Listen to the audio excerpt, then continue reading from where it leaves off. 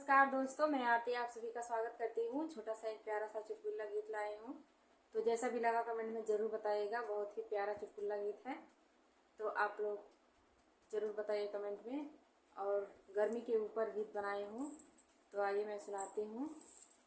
जैसा भी लगा एक बार ज़रूर बताइएगा कमेंट में, और फुल वाच के ज़रूर सुनिएगा और प्यारा सा कमेंट ज़रूर कीजिएगा और ढेर सारा प्यार दुलार दीजिएगा दोस्तों।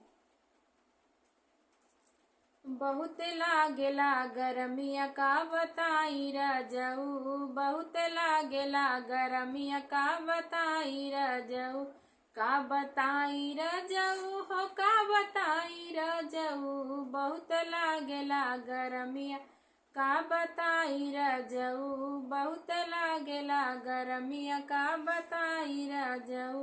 तनि जोड़ाई तनि डोलाई न दे तबे नवा हम जुड़ाई रजऊ, तनि डोलाई न दे तबे नवा हम जुड़ाई रजऊ, तनि डोलाई न दे तबे नवा हम जुड़ाई रजऊ, हम जुड़ाई रजऊ हो, हम जुड़ाई रजऊ, तनि डोलाई न दे तबे नवा हम जुड़ाई रजऊ।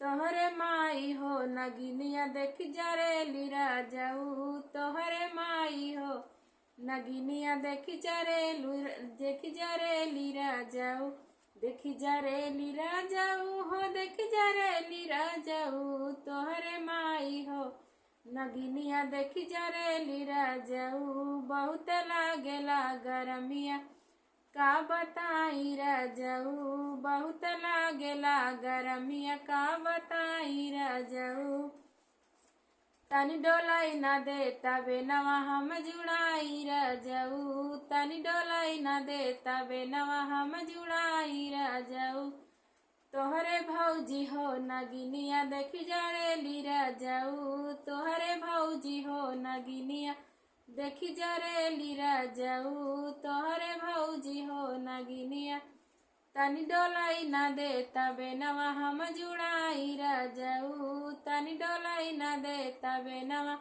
हम जुड़ाई रजऊ, बहुत लागेला गरमिया का बताई रजऊ, ये बहुत लागेला गरमिया का बताई रजऊ।